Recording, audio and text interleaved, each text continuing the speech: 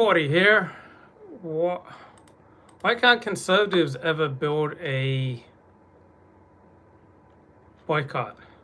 What makes conservatives have such a difficult time building a boycott with teeth, right? Lefties, liberals, they build boycotts all the time. Why can't conservatives do the same thing? What is it about conservatism or Republicans that makes them so ineffectual at building a boycott? So Donald Trump has called for Republicans to boycott Coca-Cola and other organizations that are boycotting Georgia. But there's no reason to believe that this is going to work. So Trump, I think, called for people to boycott all sorts of organizations, including the National Football League. How effective has that been? What is it about conservatives that make them so ineffective at boycotting? So I'm looking at this, well, off the top of my head, here's what comes to mind for me. So Elliot Blatt notes that conservatives think that boycotting is gay. Another thing is that perhaps conservatives treat politics as politics, while people left of center treat politics more like a substitute religion. So perhaps the energy that people on the left devote to cancel culture, to boycotting, and to politics, that energy people right of center are much more likely to devote to religion. So does that make sense? So for many people on the left, politics is a substitute religion, while most conservatives are religious. Also, I think conservatives don't like the idea of the political encompassing all of life. I think for conservatives, the natural inclination is that the political is just one sphere of life, and then you just get on with everything else. So perhaps for liberals, politics takes up a much wider sphere of life. So I think for liberals, they're much more likely to see more of life through a political sphere, while conservatives, I think, have a narrower view of what is the political. Now, I have a friend who says conservatism is not collective. It is not a solidarity movement by definition. I don't know about that. Is that true? So collective action is anathema to it. I'm skeptical. I don't believe that's the nub of it. So my friend says, asking conservatives to boycott or to join a collective movement, have I examined my daily walks through a racial lens yet? Just different races for me, just friends I haven't made yet. So my friend says asking conservatives to boycott is like asking Jews to convene a Vatican Council or to establish new doctrine, or Protestants for the same reason. So maybe conservatives are more individualistic. I mean, why don't corporations fear Republican boycotts? Why aren't corporations afraid of ticking off conservatives? Why are they only afraid of the left and the left's cancel culture? Why can't conservatives build the same kind of powerful boycotts that the left does?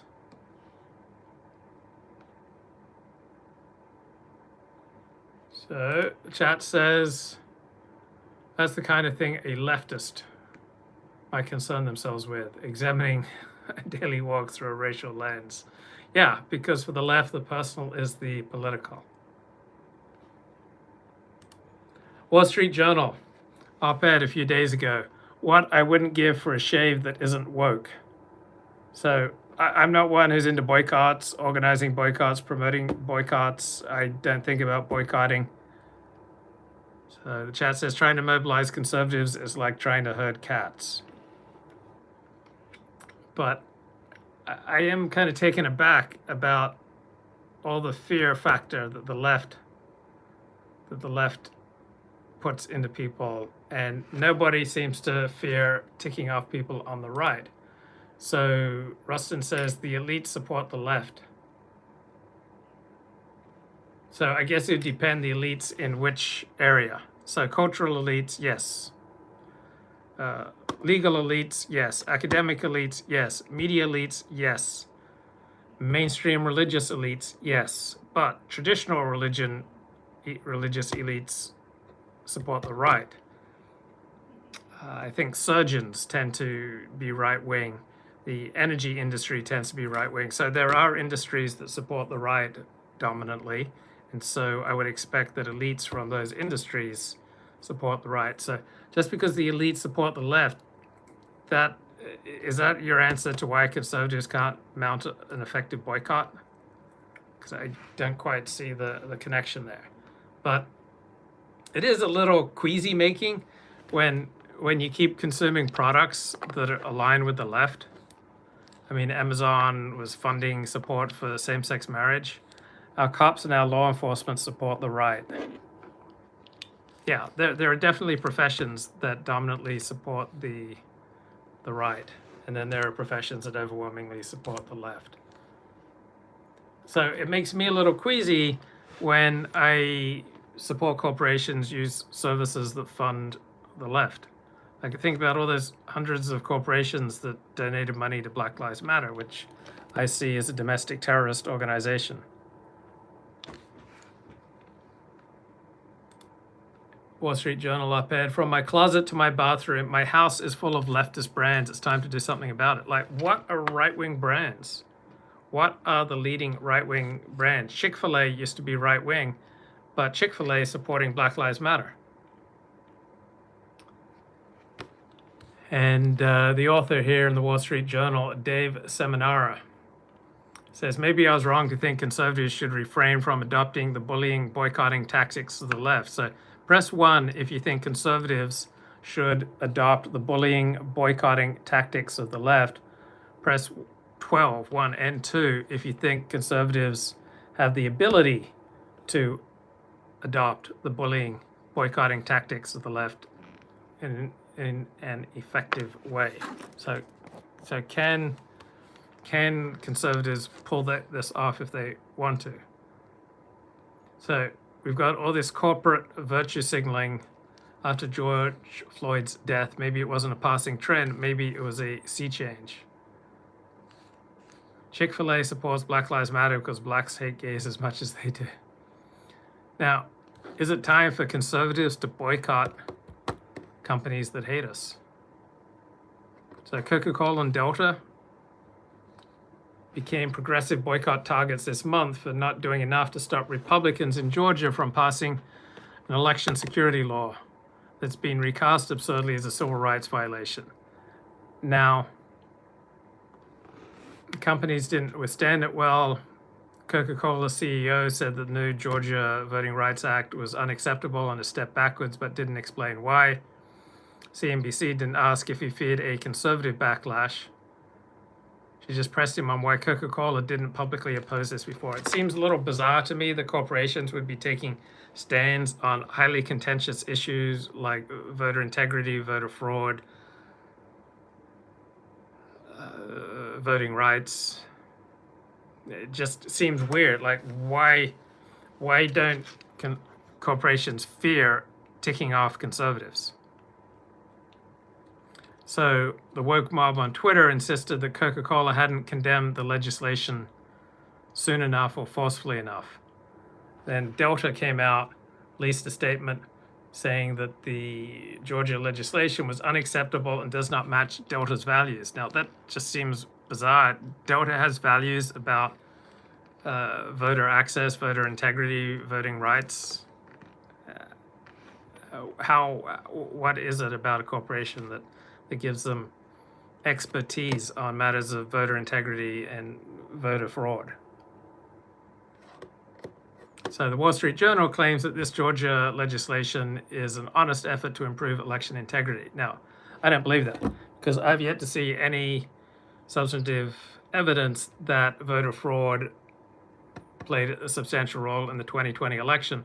Therefore, from my perspective, this wave of Republican legislation that they phrase as voter integrity is really about voter suppression, which I'm fine with. Like, I'm fine with trying to suppress the vote. It's just that it's socially unacceptable to come out and say that you're for trying to suppress the vote. I mean, what it's really about is trying to suppress the black vote. The black vote goes 90 to 95% for the Democrats. Republicans would be weird if they didn't try to suppress this substantial portion of the vote that overwhelmingly goes for Democrats. So you can point out, oh, no other industrialized nation has as restrictive rules on voting or such low rates of voting as the United States, but no other industrialized nation has a 13% black population. So voter restriction laws, voter suppression laws, they are overwhelmingly directed at reducing the black vote, with the thinking that blacks are low information voters who aren't going to go to a great deal of effort to vote, and if they do vote, they're overwhelmingly going to vote for the Democrats, and there's really no rational reason for 90% of blacks to even consider voting Republican. Like, I don't see any rational reason why 90% of blacks would even consider voting Republican.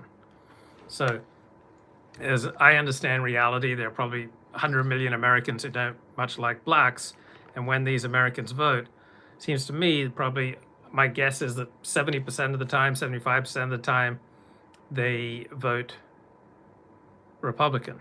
Now, I have been surprised in my life experience that all sorts of people I meet who are quite woke, who are quite left-wing, but they really don't like blacks.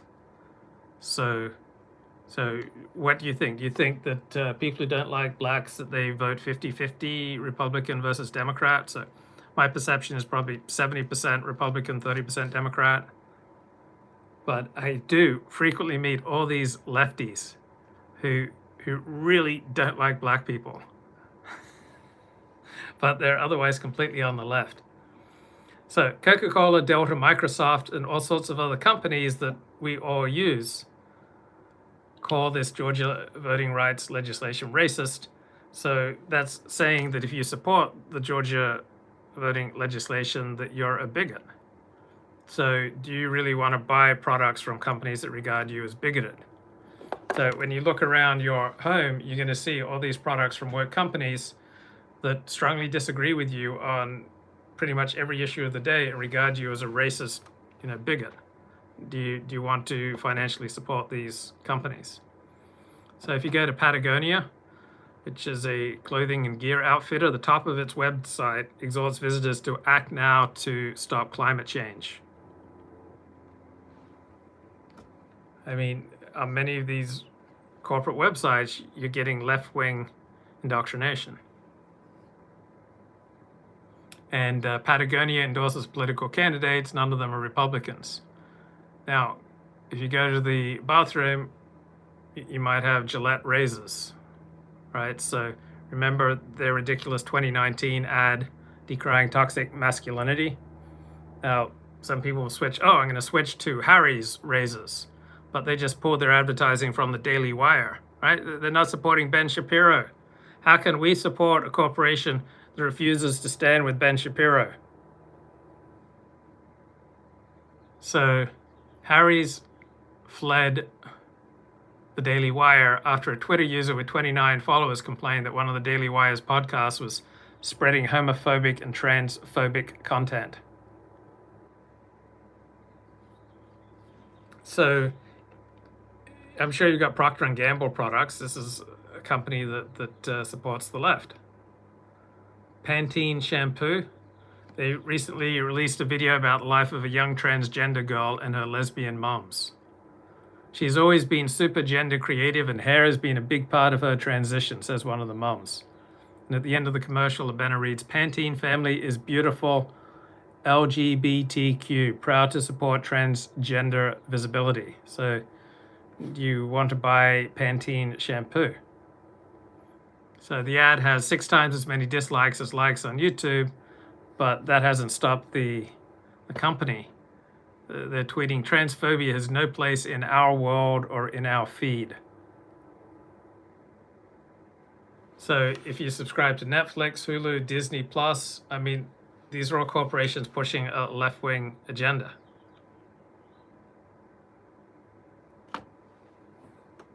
So there's apparently Black Rifle Coffee Company.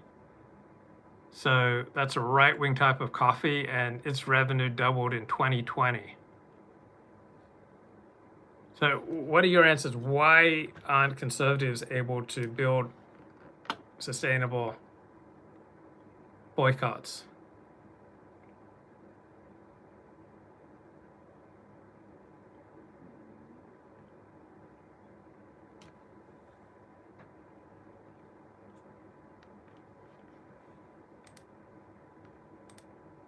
Okay, so there's an analysis in the Washington Post why half-hearted conservative boycotts rarely take root. So Donald Trump called for boycotting Coke after Coke wants to boycott Georgia. But in the background of a recent photo Donald Trump took, you could see his Diet Coke. So back in 2011, Donald Trump was calling for a boycott of Coke because of an annoying TV commercial. No, that was Geico. Then he encouraged a boycott of Glenfiddich Scotch after the company honored a Scotsman of the Year, a farmer who opposed Trump's efforts to expand a golf course. And then Trump endorsed a boycott of Scotland broadly because the country planned to install wind turbines off its coast within sight of Trump's politics. So one might argue that Trump became president because of those boycotts. Macy's and Univision ended business deals with Trump's company following his anti-immigrant comments at his campaign launch in 2015. Trump asked his supporters to avoid these companies, and when Trump showed he was willing to take a financial loss, that's how seriously he took his platform. I think that's when people like Steve Saylor started taking him very seriously as a political candidate. So on Saturday, Trump called for boycotts of Major League Baseball, Coca-Cola, Delta Airlines, JP Morgan Chase, Viacom, CBS, Citigroup, Cisco, UPS, and Merck, because all these companies had spoken out about this new law reshaping Georgia's election system. And his boycott call went out with his standard Trumpian rhetoric that the 2020 election that he lost was stolen.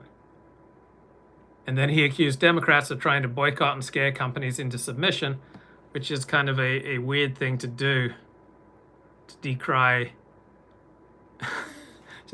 after you just called for boycotts of 9 companies. Okay, Glib Medley makes a good point. Consuming is a woman's game. Men just buy stuff to fix things. If the Dollar Shave Club is good enough for Richard Spencer, it's good enough for me. Liberals and lefties have a religious fervor about boycotting and cancel culture, says Glib. That's a great point. Do you ever get a tickle in your throat while live streaming? Have you ever tried a sugar-free Ricola cough drop, lemon flavored? Absolutely delicious.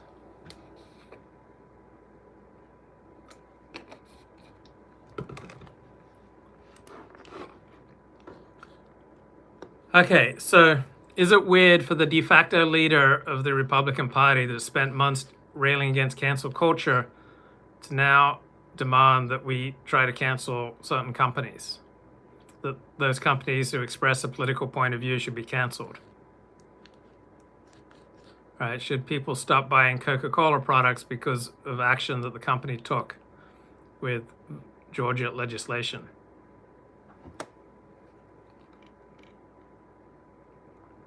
So Washington Post says it is the spasmodic nature of the Trump and Republican boycotts that makes them impotent.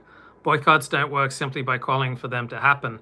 They work only when there's repeated pressure for the boycotts to be upheld. A slow, tedious process that depends on the public seeing a real motive for the boycott and a willingness to do without the products. I think Republicans just don't have the energy, the mental space, the religious fervor to push boycotts. I mean, even Trump fans are not going to go out of their way to boycott companies simply because the former president asked them to. So, successful boycotts demand a concerted vocal effort with dedicated resources. They require the demonstration of a viable threat. I just don't think this is high enough on conservative priorities. So Trump dissing Major League Baseball might get a few people to stop watching games, but without a sustained collective effort to pressure the sport over many months, it's just going to fizzle out like Trump's other boycotts. Trump waged attacks on the National Football League. Those attacks faded out. So companies want to target demographic groups that are perhaps not going to be listening to Trump here. So you had hundreds of companies endorse, support, and donate to Black Lives Matter after George Floyd died.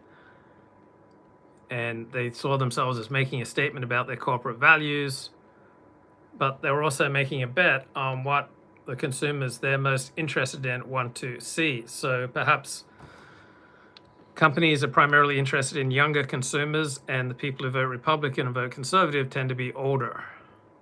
So younger consumers are generally more valuable for companies because it's thought that their allegiances are more up for grabs. Now, another problem for Republicans calling for boycotts of companies is that they've invested so heavily in giving corporations a larger platform in American politics, right? Republicans have the rhetoric that to, raise taxes on corporations is to just strangle freedom in America.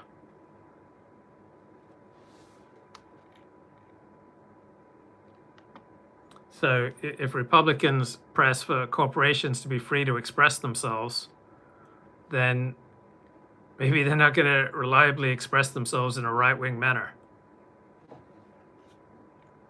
So Republicans thought that if corporations felt more free to express themselves, they would do it in a Republican skewing ways, but not really happening.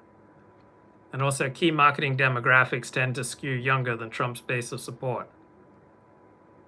The left has decades of experience in pressuring corporations to make change. The right simply does not have that experience.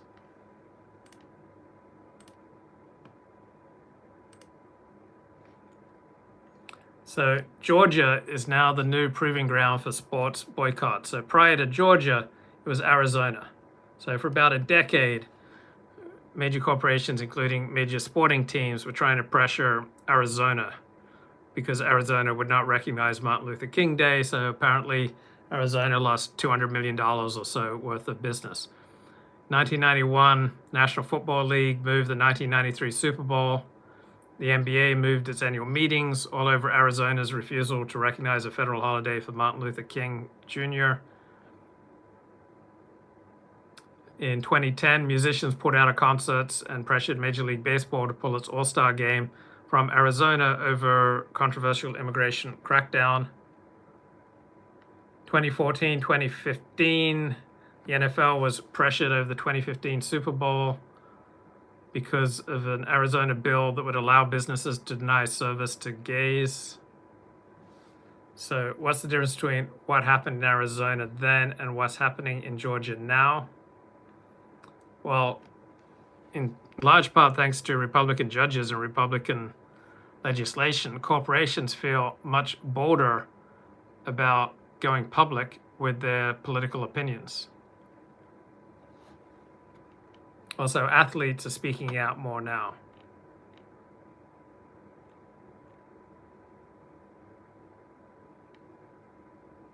So Arizona lost hundreds of millions of dollars due to these boycotts. So there's little reason to believe that the Republican boycotts are going to have much bite. But corporations are quite afraid of left-wing boycotts. Now, there's a lot of conversation about Colorado's voting laws and Georgia's new voting rights legislation, and it's partisan. It's not serious. It's why I'm increasingly tired of the partisan approach, whether it's like Jews are always right or Jews are always wrong, or Republicans are always right and Democrats are always wrong. It's just not serious. Okay, Colorado does almost all its voting by mail, right? So in Georgia, most of its voting has historically been done in person. So conservative defenders of the new Georgia voting rights legislation have spotlighted certain provisions of the law that leave Georgia within the mainstream of how other states conduct their elections, including blue ones. And what about Colorado? Okay, so Colorado requires voter ID. Now, Colorado requires voter ID, but it's not a stringent requirement. It's voter ID to vote in person. But here's the key point. The voter ID law at issue in Georgia is not for in-person voting, it's for mail-in voting. So Georgia is going to require a driver's license number, social security number, other ID on absentee ballots. So these provisions may make voting just a little bit difficult for low information, low capability voters. So Republicans see this as a way to reduce the black vote. Now, Colorado sometimes requires ID to vote by mail, but only when someone casts a mail ballot for the first time. And their list of acceptable voter IDs is significantly broader. So Colorado conducts its elections almost entirely by mail. So all registered voters in Colorado receive absentee ballots automatically, and about 99% of people who vote in Colorado vote absentee.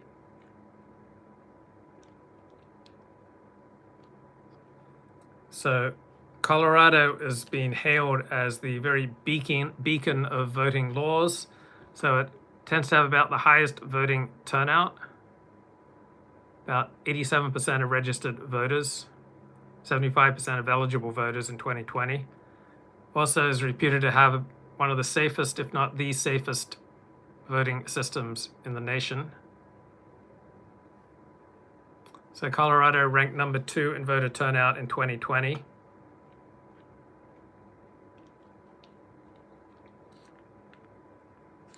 So all this Republican legislation to make voting a little bit more difficult, essentially to try to restrict the black vote, it's all part and parcel of Donald Trump's claims and Republican claims that voter fraud determined the 2020 election, about which there's no evidence. So I've been listening to a book on the war in the Pacific and World War II. So let me just play a little bit from. In 1903, the Wright brothers made their historic first flight at Kitty Hawk, and far-sighted officers could envision the future possibilities of these new flying machines. In 1906, Great Britain launched a new battleship, the HMS Dreadnought. She had 12-inch guns and a 21-knot cruising speed, and from the day she slid down the ways, every other battleship in the world was obsolete. All the ranking American admirals of the Second World War had began their naval careers during that era of stupendous technological change. Between about 1900 and 1910, as fresh-faced teenagers leaving home for the first time, they had entered the U.S. Naval Academy in Annapolis, Maryland. To win admission, they had passed punishing entrance examinations and survived a ruthless selection process. They were Protestant and middle class, almost to a man. There were no blacks, no Jews, and precious few Catholics. A few were Navy juniors, following in the footsteps of fathers or grandfathers. Okay, I'm looking at Stephen Taylor. I like his column on OutsideTheBeltway.com. So the House of Representatives has passed a bill, H.R. 1, to make it easier for Americans to vote. So the conventional wisdom is the higher the turnout, the more that's good for the Democrats. The lower the turnout, the more that's good for Republicans. So Republican approaches to voting rights usually want to restrict the turnout, the voting turnout. The Democratic approach is to expand voting turnout. So it's the conventional wisdom is that it's in Republicans' advantage to have lower turnout to make voting just a little bit more difficult. And for Democrats, it's thought to be in their interest to make voting easier and easier to make voter turnout expand. So House of Representatives is controlled by the Democrats. They've passed H.R. 1 to make it easier for Americans to vote. Meanwhile, Republicans who dominate a lot of state legislatures, they are trying to make voting just a little bit more difficult. Particularly, they want to try to hold down the black vote, which you would expect them to do. So Republicans in Georgia, they're shocked that they lost the presidential election and then they lost both Senate seats, and they now want to try to reduce the turnout of black voters who vote 95% for Democrats. So Georgia Republicans are proposing new restrictions on weekend voting that could severely curtail one of the black church's central roles in civic engagement in elections. So Republicans want to suppress black turnout, which is being critical for Democratic victories.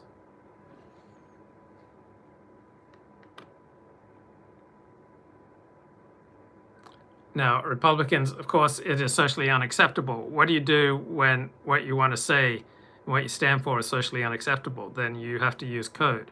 So Republican code is we want to secure the vote and restore confidence in the electoral process. But there's no credible evidence that the United States is a massive problem with voter fraud. So the 2020 election in Georgia was conducted by Republicans. You had multiple recounts, and they all show that the system in Georgia was secure and accurate. So there's nothing in Georgia. We have no evidence that there's anything in Georgia that needs securing. And the only reason that there are any problems with voter confidence is because Donald Trump and his allies have been spreading lies about the integrity of the vote.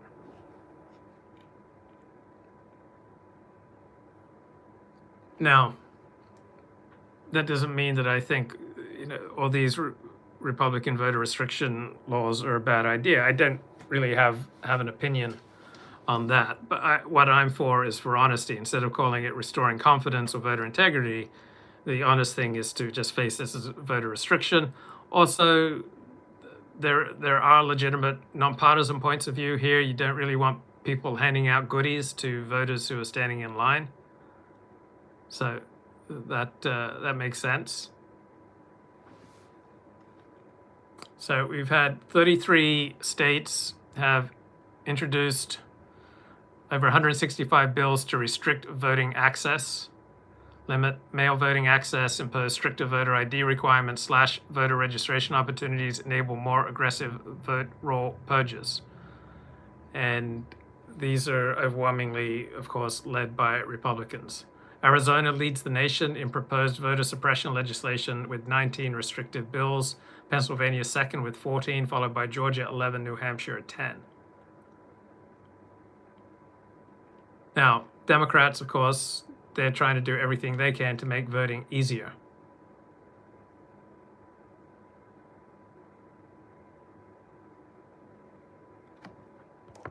They came from every region of the country, but within a year or two, their accents and dialects were wrung out of them, and they spoke in an efficient super-regional version of English, so that their family and friends at home would shake their heads in wonder at the changes the Navy had wrought.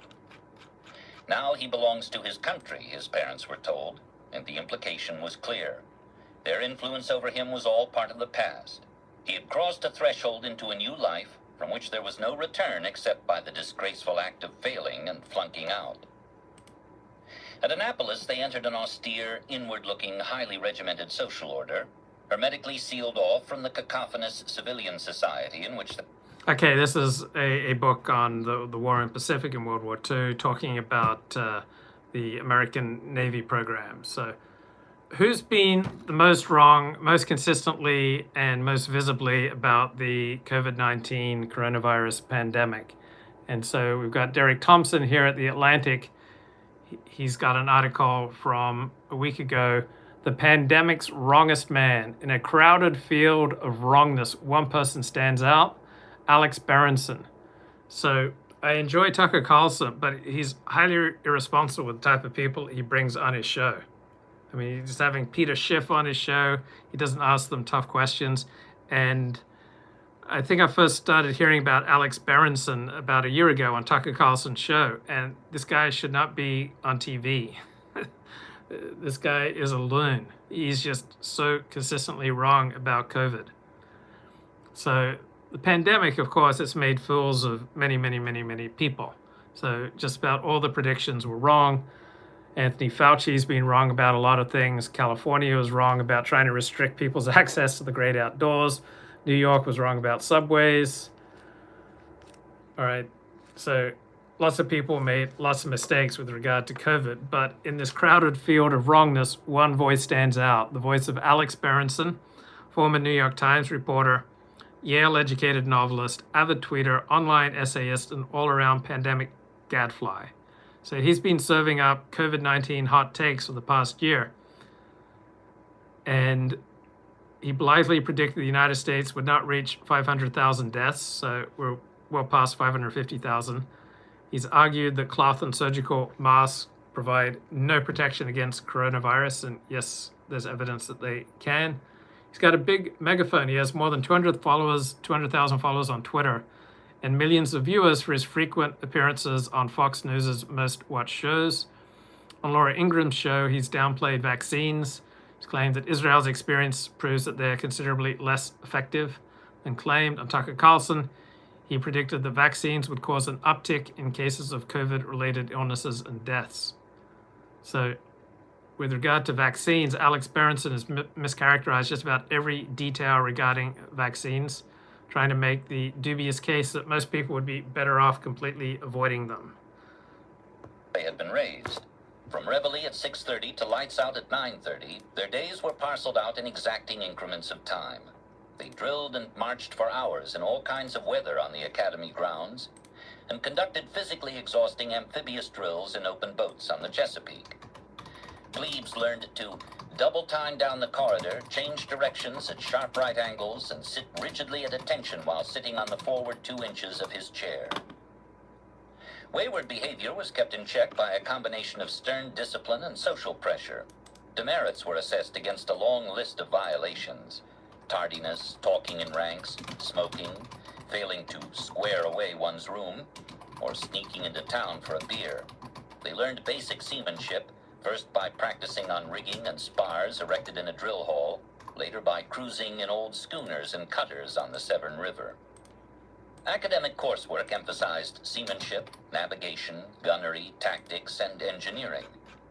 The key to a high-class ranking lay in rote memorization of data supplied in classroom lectures and textbooks, followed by regurgitation on command. There was little occasion for analysis or independent thought, and the midshipmen were not encouraged to grapple too daringly with the great naval, military, technical, doctrinal issues of the day. The great emphasis was on character. Referring both to West Point and Annapolis, President Theodore Roosevelt told the Congress, "We do not need to have these schools made more scholastic. On the contrary, we should never lose sight of the fact that the aim of each school is to turn out a man who shall be above everything else a fighting man. The best part of the education is the high standard of character and of professional morale which it confers." What was imperative in those first years of a naval career was to cultivate the right set of attitudes, the correct personal bearing, to cut a figure in dress blues or whites, immaculately turned out in fore and aft hat and crisp white gloves, with a ceremonial sword at the hip. In short, to be well liked, to fit in. The past was always present. They were never allowed to forget that they were heirs to a proud warrior tradition, that they were charged personally and collectively with upholding the honor of their flag. The halls at Annapolis were decorated with tattered ensigns and faded oil paintings depicting naval scenes of the American Revolution and the War of 1812, the age of wooden... Okay, the pandemic's wrongest man. This is from The Atlantic. So, Alex Berenson, he's blamed the vaccines for causing spikes in severe illness by pointing to data that actually demonstrates the vaccine's safety and effectiveness. Alex Berenson has blamed the vaccines for suppressing our immune system by misrepresenting normal immune system behavior. So he has no qualifications, which in and of itself is not disqualifying, but he's just so consistently wrong about COVID. It's a shanda that this guy is still getting appearances on Fox News, and it does not speak well of Tucker Carlson that he has this guy on his show. Alex Berenson suggested that countries such as Israel have suffered from their early vaccine rollout, even though deaths and hospitalizations among vaccinated groups in Israel have plummeted. What's with the sit-down streams, bro? Vaccine injury? No, bro. It's just easier. There's like fewer distractions. I don't have to monitor my sound levels. I don't have to monitor lighting, video. Just fewer things to worry about. So if there's just a couple of topics I want to knock out, then it's just a lot easier. I can think much more about what I'm talking about just speaking directly to my phone rather than, standing up and going through Streamlabs OBS and firing up, various, sound system, sound software, hardware. So fewer things to worry about just talking directly to the phone rather than doing traditional OBS streaming. So I'm just experimenting. So open to feedback. So Alex Berenson has said for most non-seniors, the side effects of the vaccines are worse than having COVID itself, even though according to the CDC, the pandemic has killed tens of thousands of people under 50, and we have no evidence that vaccines have conclusively killed anyone. So with vaccine resistance hovering around 30% of the general population, with about 40% of Republicans saying they won't give them a shot, debunking vaccine skepticism, particularly in right-wing circles, may very well be a matter of life and death. So Alex Berenson's TV appearances are much more misdirection than outright fiction. His Twitter feed blends internet irony and scientific jargon in ways that obscure what he's actually saying. So it's pretty clear vaccines work. They worked in clinical trials. They're working around the world. Vaccines from Pfizer, Moderna, Johnson & Johnson provide stronger and more lasting protection against SARS than natural infection, right? They're excellent at reducing symptoms. They're extraordinarily successful at preventing severe illness from COVID. Countries that have vaccinated large percentages of their population quickly, such as the US, United Kingdom, and Israel, have all seen sharp and sustained declines in hospitalizations for COVID, particularly among the elderly. Countries that have lagged in vaccination, including the UK, its neighbors, France and Italy, and Jordan, have struggled to contain the virus. So the authorized vaccines are marvels. The case against them relies on half-truths, untruths, and obfuscations. Most amazing vaccine ever, says Laponius, developed in record time, zero injury or death. No one says zero injury. What we do have alleged in this article is we don't have any definitive, conclusive evidence that anyone's died from it. Media knows beforehand that one did not get injured from the vaccine, even if one dies days after taking it. Well, what we do know is that over 2.5 million people have died from COVID. So we have anecdotal evidence that a handful of people have died after taking the vaccine. So there seems to be a pretty big difference there. You got millions of people dead from COVID, and we have a few anecdotes about people who've gotten sick and died after taking the vaccine. Hank Aaron, bro. Yeah, so Hank Aaron got the vaccine and he died, 2-3 weeks later. Therefore, it must have been the vaccine that killed him. So Alex Berenson claims in country after country, cases rise after vaccination campaigns begin. But in country after country, cases, hospitalizations, and fatalities decline after vaccination campaigns begin. With COVID, so millions of people die with COVID, not necessarily from COVID.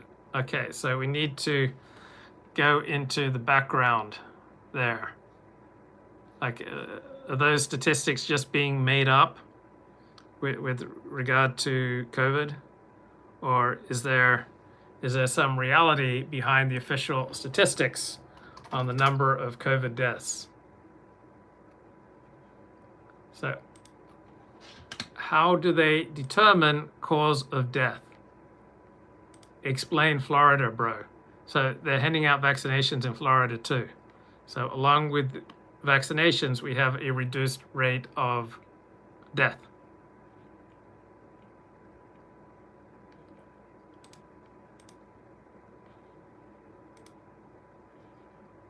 Okay, so there's a good website, and I'll throw down the link that I'm referring to here.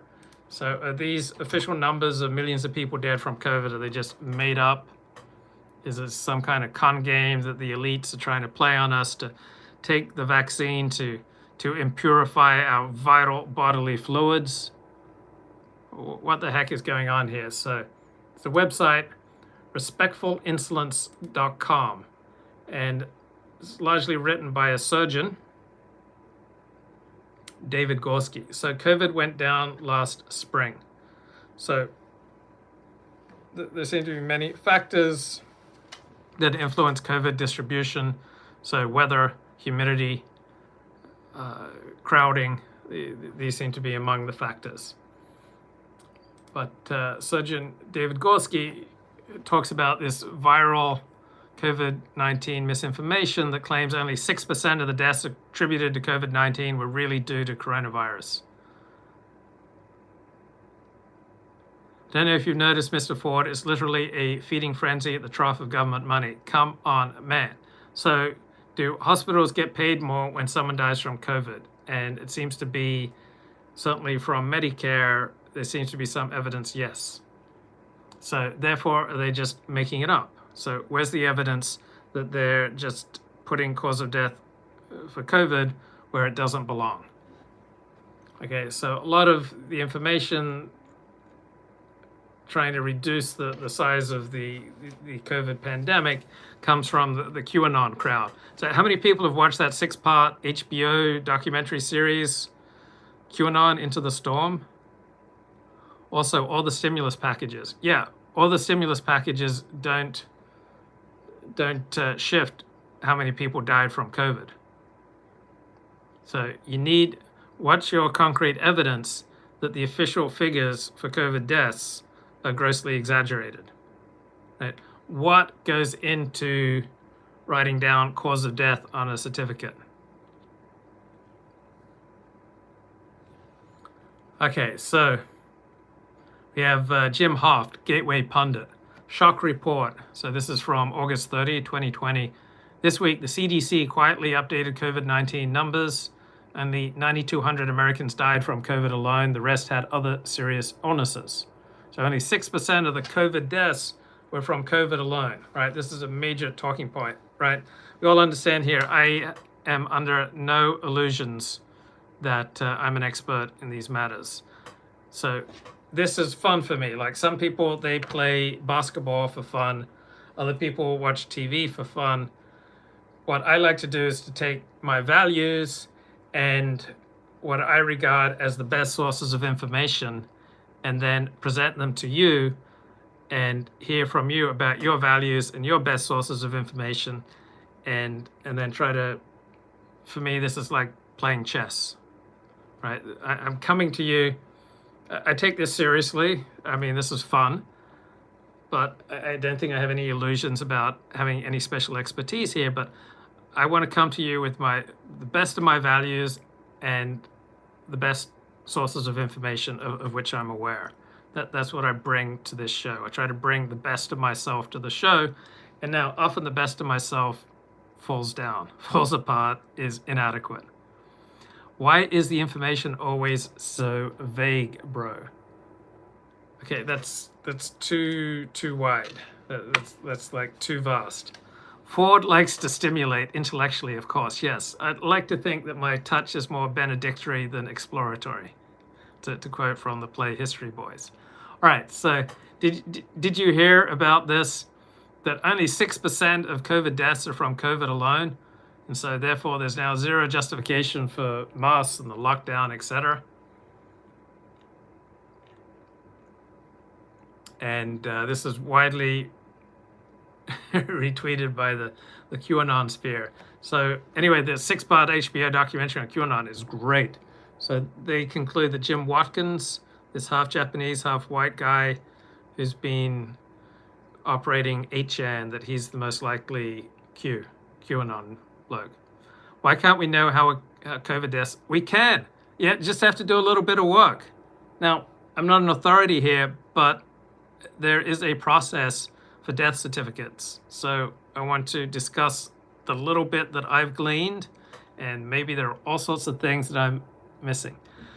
Vaccine rollout just happens to coincide with the natural decline of the virus. Well, didn't the vaccine rollout begin in December? The virus was not going down in December. We're now in April. So no, I don't think the vaccine rollout just happened to coincide with the natural decline in the virus. So then President Trump amplified the disinformation. Viruses and pandemics do have a life cycle. Fact, yes, they do. But you could have 1 million extra deaths, right? Is that a big deal or not?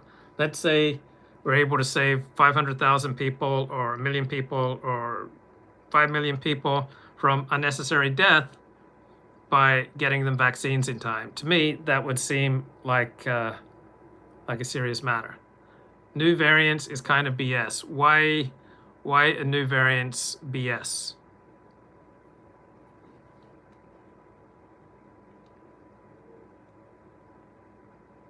Okay, so COVID-19 denialists, seized on this fact.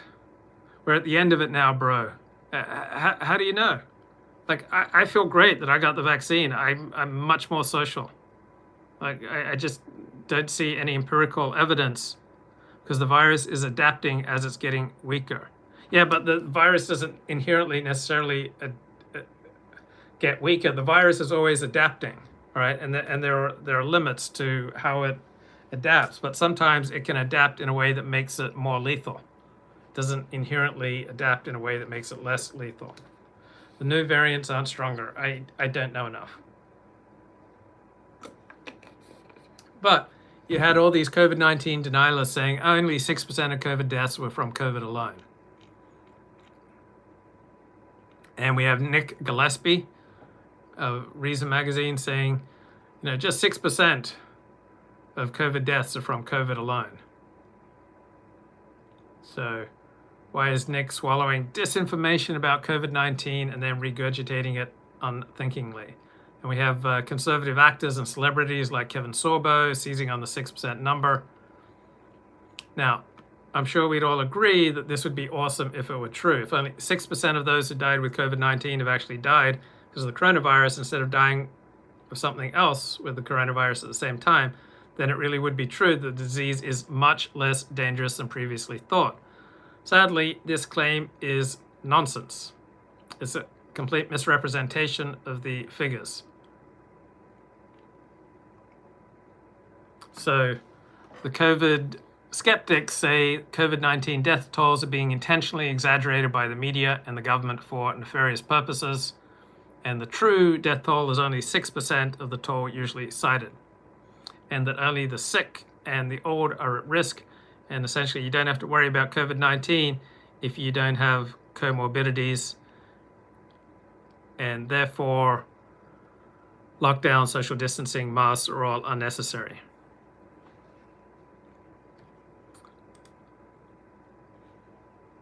Okay, Dennis Dale says the new variants aren't stronger. New variants include a shrinking field of non-immune population, maybe. Laponius says, I've been social the past year. Don't give a flying F about this.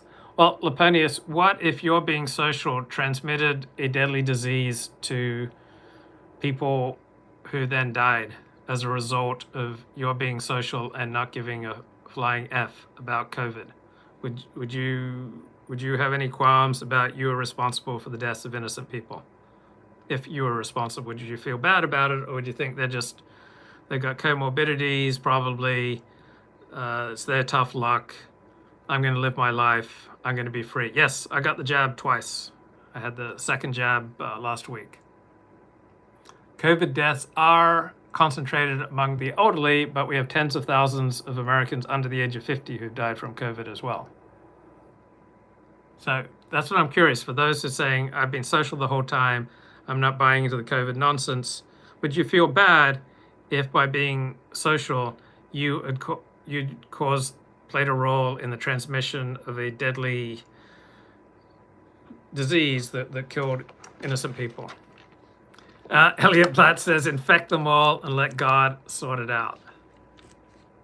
So I would feel bad if by my carelessness, I contributed to the deaths of innocent people. So that's where I come from. So I try to conduct my life in a way that minimizes the deaths of innocent people, and I try to be a blessing rather than a mass murderer. I mean, that's just my my approach.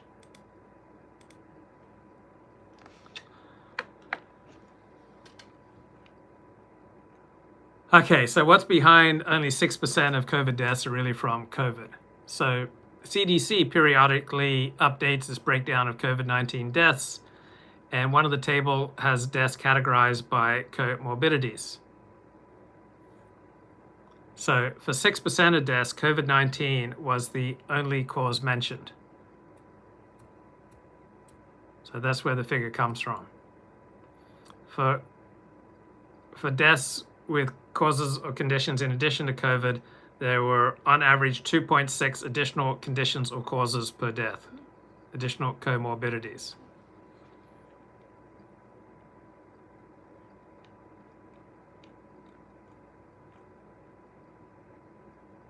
So what were the most common additional causes of death for COVID? Influenza, pneumonia, respiratory failure, respiratory distress syndrome, cardiac arrest, sepsis. So along with COVID, these individuals stopped breathing and their hearts stopped. So these additional causes of death are not exactly underlying medical conditions. So since the most common causes of death from COVID-19 are septic shock, multi-organ failure, and respiratory failure, those should be the top line causes of death with COVID-19. So all death certificates should have at least one other immediate cause before COVID-19 is listed. There should be 0 death certificates that list COVID-19 alone. Just like I don't think they put AIDS as the cause of death on death certificate. So the CDC report basically tells us that 6% of death certificates were incorrectly completed. How would I feel if I infected the next Hitler? If we completely degrade quality of life for everyone over a year, is it not worth some lost years? Yes. And how do we balance that? Like declining the overall quality of life just to save a few lives. I think that's absolutely crucial point, Dennis. I completely agree with you. We need statistics, charts, reports, weighing up quality of life, years of life lost through all these restrictions, and like we need a cost-benefit analysis of all these lockdowns and restrictions. So 100% agree with your point, Dennis. Mass vaccination should end this within 4 months. Yeah, I think we'll be basically done with this by June. Was fat listed on the death certificate? Yeah, perhaps in the future we will treat all serious outbreaks of the flu the way we treat COVID-19, at least with developing vaccines. In the future, we should be able to develop, effective vaccines within 3 months. Okay, so we need to understand how death certificates work. So on a death certificate form, there's a space for the immediate cause of death, and then there are several lines for underlying causes. So death certificates are filled out by the medical certifier, who can be the doctor who treated the patient before death, who provides his best medical opinion regarding the cause of death. So there is a subjective element here.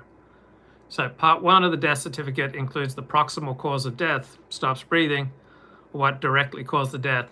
Part 2 lists the conditions that contributed to the death. So part 1 lists what directly causes the death. The heart stops beating. Part 2, significant conditions that contributed to the death, the underlying causes. So part 1 lists just a single underlying cause, the immediate cause for the death, which then leads to another cause, which leads to another cause, and so on until the final cause, which immediately caused the death. So part 2 of a death certificate may list 0 or additional contributing causes, sometimes called multiple causes. So if a patient dies of respiratory failure due to acute respiratory distress syndrome, ARDS, which was the result of pneumonia, which was the result of COVID-19, the proximal cause of death was the respiratory failure. Contributing causes were ARDS and COVID-19. The one farthest up the chain is the underlying cause of death under part 1. Now, if the patient had hypertension or asthma or obesity, that would go under part 2. So if you suffer a cardiac arrest due to blood loss after being shot, a cardiac arrest might have been the proximal cause of death, but you still died of a gunshot wound.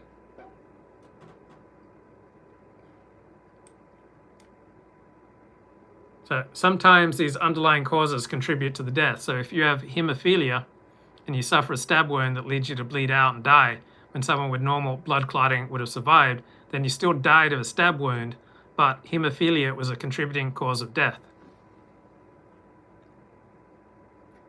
So death certificates are designed to reflect complexity. The final causes of death are always one of a few things, but the underlying cause is what matters. So if you get shot, all right, you get shot, and then you go into a cardiac arrest after getting shot, right? The cardiac arrest is the proximal cause of death, but the underlying cause of death is getting shot, the gunshot wound, right? So if your heart stops beating, you stop breathing, all right, so cardiac arrest is the proximal cause of death, but the underlying cause of death might well be COVID-19. Okay, so if after a 6-month struggle with stage 4 cancer, but you die of a pulmonary embolism, the death certificate would read respiratory or cardiac arrest, then pulmonary embolism, and then the underlying cause would be cancer. So if you die of ARDS or pneumonia secondary to COVID, ARDS or pneumonia gets listed first.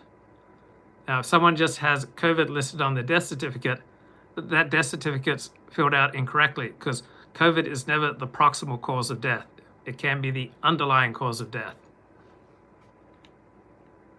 So COVID is the underlying cause, and it leads to pneumonia, which leads to cardiac arrest, which then leads to death. So part 1, the underlying cause of the death is COVID. The other cause is pneumonia.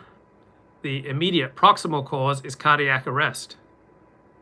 So someone with life-threatening asthma and severe COVID, let's say they die after breathing problems and it's not clear why, the certifier must choose a single underlying cause, then list the contributing factors in part 2. So the underlying cause is asthma, contributing cause, COVID, or could be vice versa.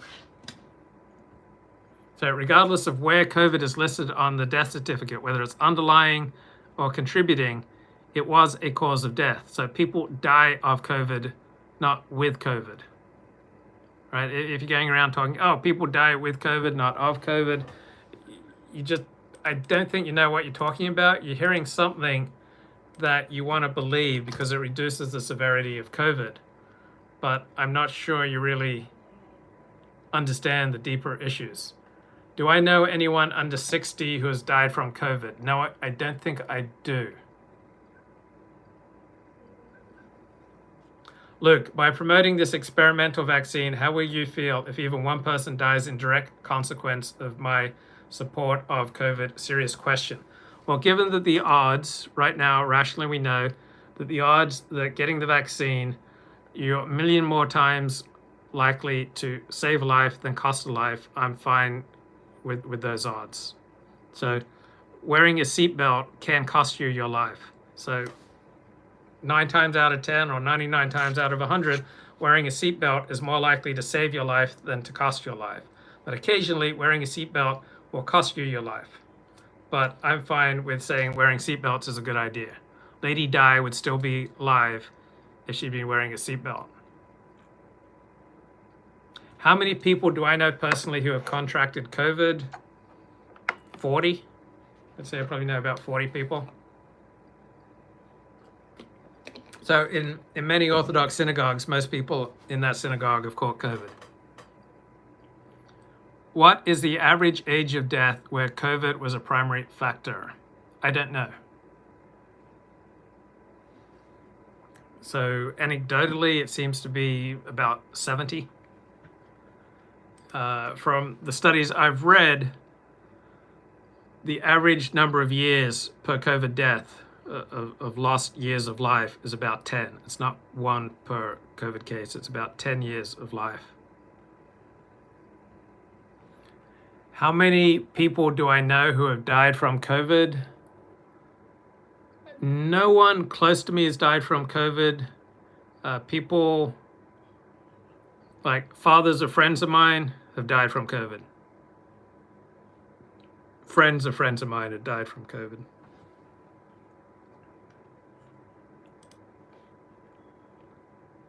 So determining the most important underlying cause is not always straightforward, right? But in the vast majority of COVID-19 cases, it is straightforward.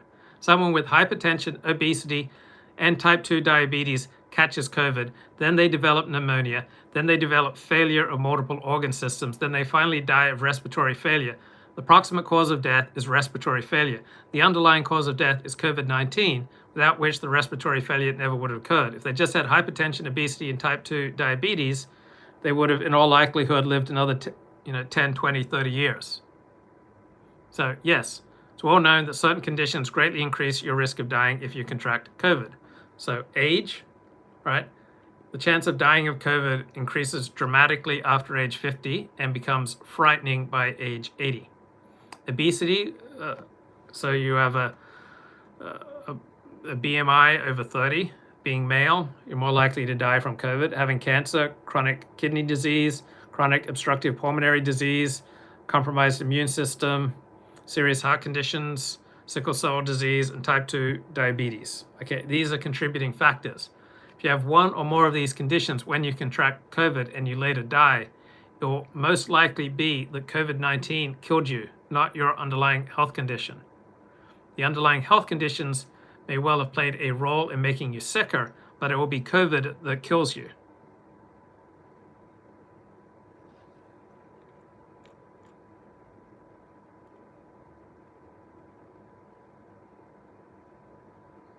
Now, different countries have different ways of recording deaths.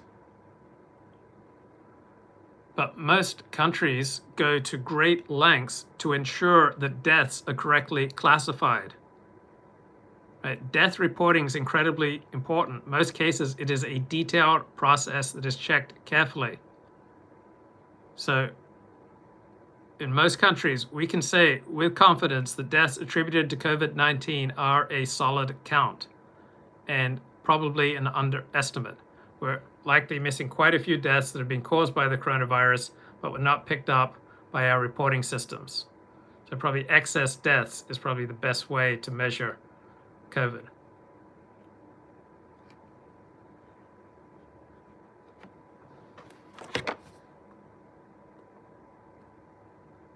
Ships and iron men, when the ancient heroes, Jones, Perry, Decatur, Preble, Stewart, had won and defended the nation's independence at sea.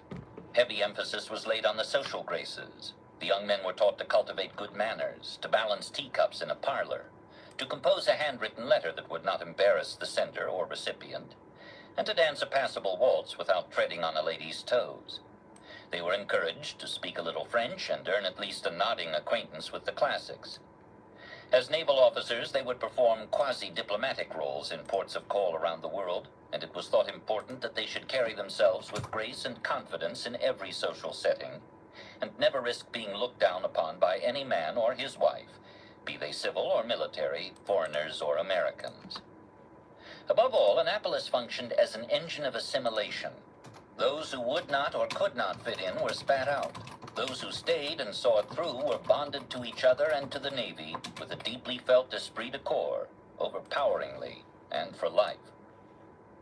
As for the big doctrinal questions of fleet strategy, these were the glory days of Alfred Thayer Mahan, the American naval officer turned historian and strategic guru, whose doctrines had been embraced and put into practice by every major navy in the world. Mahan had been catapulted into international fame with the publication in 1890 of his first major work, The Influence of Sea Power Upon History.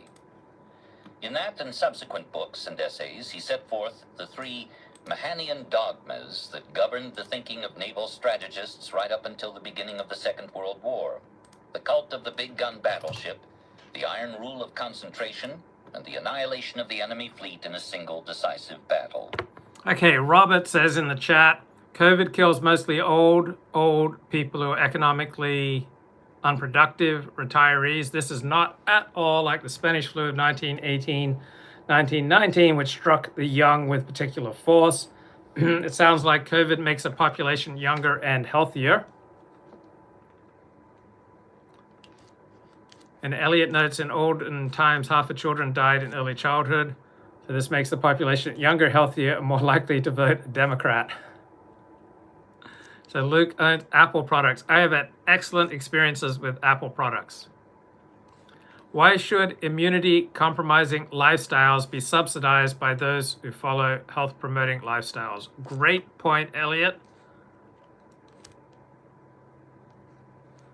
People have been spreading the common cold or the flu, thus killing vulnerable people for their entire lives. To start caring now all of a sudden requires an explanation. Yes, we've got a respiratory illness that is killing many more people than the cold and the flu. Like all this talk about, 10,000 people a year die by the flu. Have you ever heard of anyone who's died by the flu? That is just very inexact nonsense talks. Okay, so the flu and the cold doesn't kill people overwhelmingly. COVID does. This is a degree of severity compared to the ordinary flu. It's like 5 or 6 or 7 times more lethal than the ordinary flu, maybe 10 times. So that's why I'm treating it as something different. I do not employ undocumented workers, but if I did, I probably wouldn't tell you.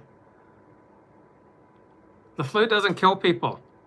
It's just, I'd look it up for you, all right? All the cases where they tell you, like the CDC tells you the flu kills, 20,000 people a year. They develop this number, but it doesn't come from death certificates, all right? It's like fancy bureaucratic reasons for lying to us. But all these people who supposedly die of the flu, you can't actually point to specific cases.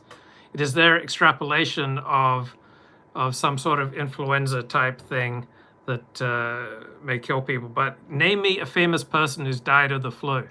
You can't. All right? So if the tens of thousands of people a year were dying of the flu, as our medical CDC experts tell us, were true, you'd be able to name at least one famous person who's died of the flu. If we extrapolate from your reasoning, what is to stop the government from limiting your lifestyle because there are people with AIDS who are put at risk? It's all a matter of degree. So what on earth am I doing in my lifestyle that puts people with AIDS at risk?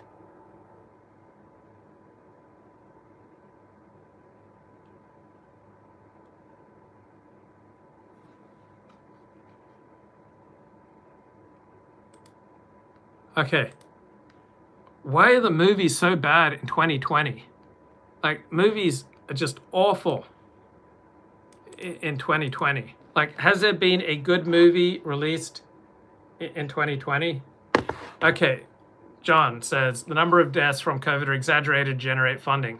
Where's the evidence? Like, it's so easy to spew lies and theories, but where's the evidence, man? Same is true with opiate overdoses. They inflate the numbers because they're getting federal subsidies. Where's your evidence? There isn't any. There's no empirical reason to believe that there's any truth behind what you're saying. Maybe Hollywood has been withholding its best product. Why do I believe COVID stats but not flu stats? Great question. And I would have to dig up the article that I read. So I just read a very lengthy and convincing article for me on COVID statistics, what goes into a death certificate.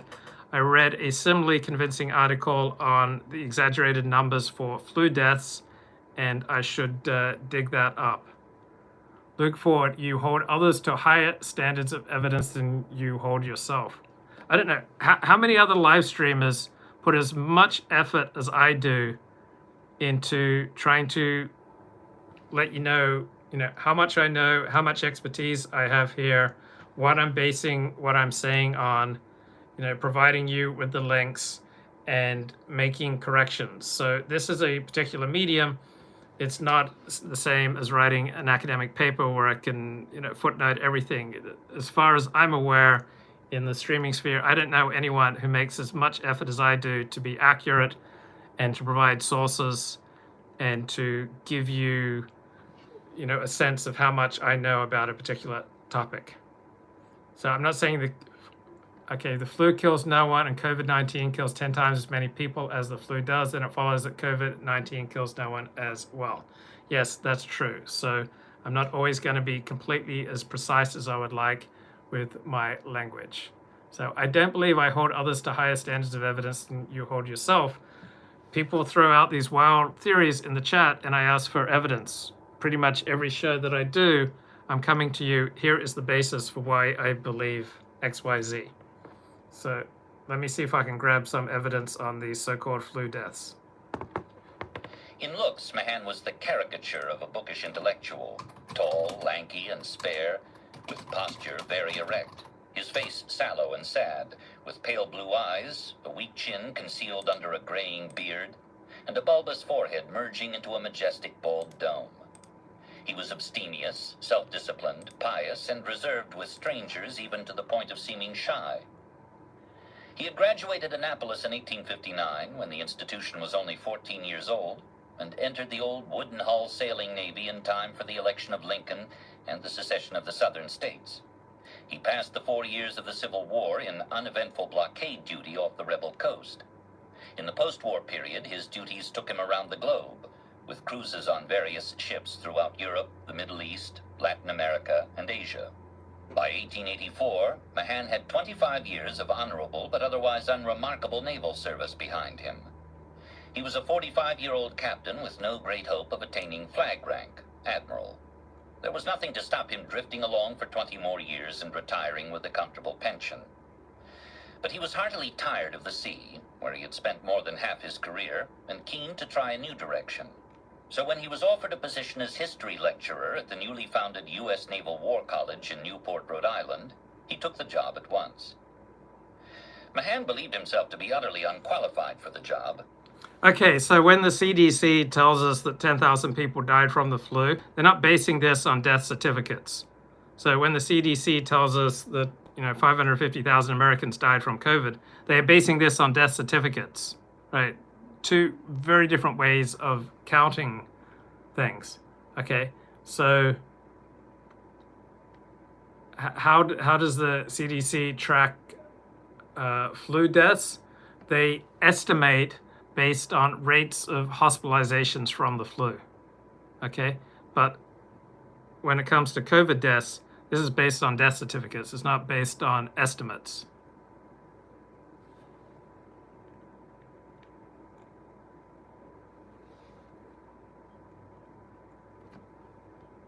Profoundly ignorant, as he put it. But he had a voracious appetite for knowledge and a monastic temperament that suited him to long hours of solitary study. He pillaged bookshops, haunted libraries, and bored through hundreds of years of history, the ancient Greeks and Romans, the colonial rivalries of Britain, Holland, France, and Spain, the rise and fall of Napoleon. I tackled the job much as I presume an immigrant begins a clearing in the wilderness, not troubling greatly which tree he takes first, he later wrote. I laid my hands on whatever came along, reading with the profound attention of one who is looking for something. One afternoon in the fall of 1885, while working in the library of the English Club in Lima, Peru, where his ship had put in, Mahan was engrossed in a history of the Punic Wars of Rome and Carthage in the 2nd and 3rd centuries BC. A question entered his mind, arriving with the force of a revelation. What if Hannibal had invaded Italy by sea rather than by the long overland route through Spain and the Alps?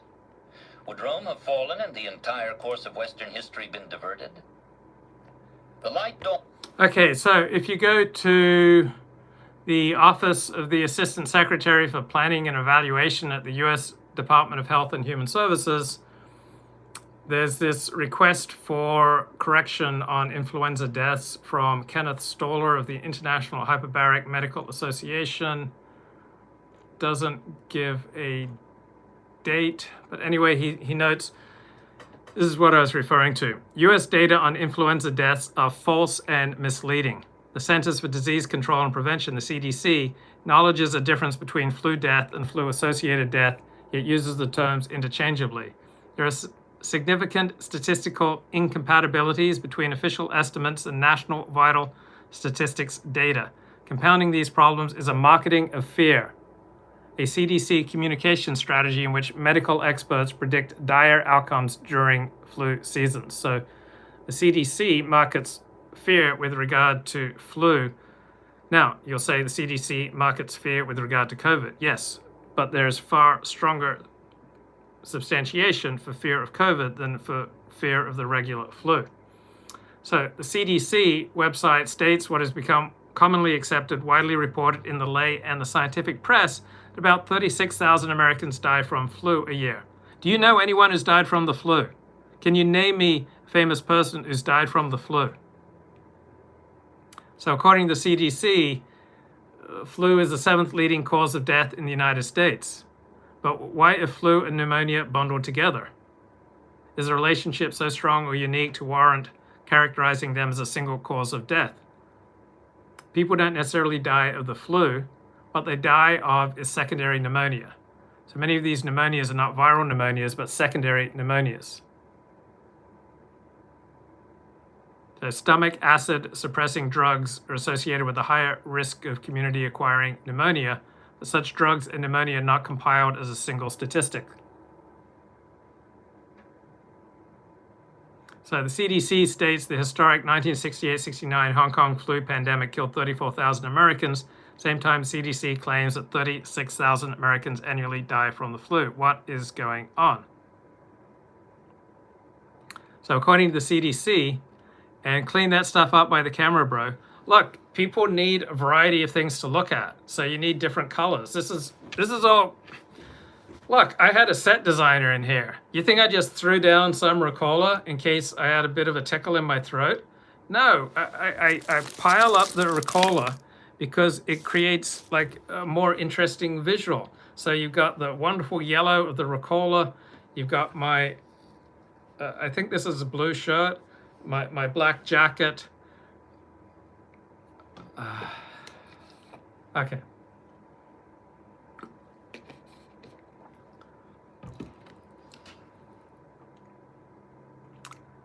So it gets quite complicated, but essentially the CDC wants to instill fear with regard to the flu, so people take flu vaccine, which I'm all for, I take. But unlike COVID, right, COVID deaths are based on death certificates. Flu deaths are just guesses. They're exaggerated guesses to try to instill fear in people.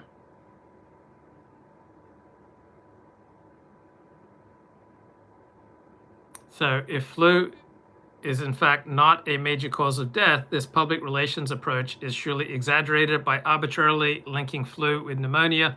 Current data are statistically biased, right?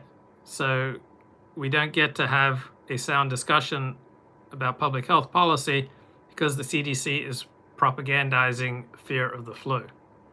And this is from a pediatrician. And I will try to find out more about all these fake CDC numbers about the flu, as opposed to COVID-19, which are numbers coming from death certificates. Okay, why are Hollywood movies so bad in 2020? Like, name me a good Hollywood movie released in 2020. Like, movies used to be an escape from bleak times. Now they are what's bleak. This is Joe Queenan writing in the Wall Street Journal. 2020 was a bleak year for everybody, but lots of people in sports and entertainment world pitched in to lift the nation's spirit. But Hollywood took a different route. Look at this year's Most Honored Pictures showed that Tinseltown's philosophy was, if you felt bad before the movie started, just wait till it's over. So, ready to see a nice young barista smothered with pillows? You got it in the movie Promising Young Woman. You want to see a movie about hapless seniors scammed out of their life savings? Then you can watch the movie I Care a Lot. You want to see a movie about an old man succumbing to dementia? Then you can watch The Father. Jazz musicians fish-gutting one another? You can watch Ma Rainey's Black Bottom. How about a disastrous immigrant experience involving underachieving chicken farms in Reagan-era America? That's Minari. Want to see a movie about an entire town shut down by a plant closing, being stripped of its zip code, forcing depressed, penniless residents to flee to hideously downscale trailer parks? Well, you can see that with Nomadland. So in a year when tens of millions lost their jobs, like 2020 was a pretty brutal year, Hollywood really outdid itself, churning out a series of movies, giving people reasons to feel far worse about life.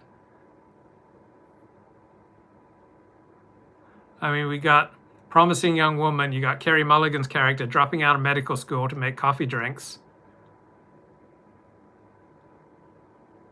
We got a Down at the Heels repairman moonlighting as a serial killer in The Little Things.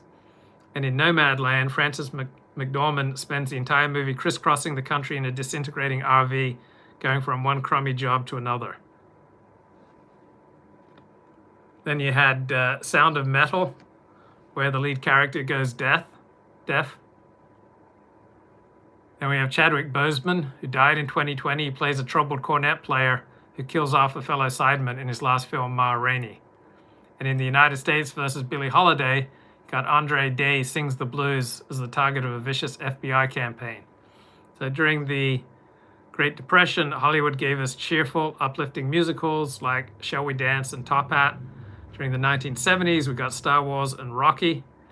This time around, the last thing the public needs is another completely incomprehensible Christopher Nolan film.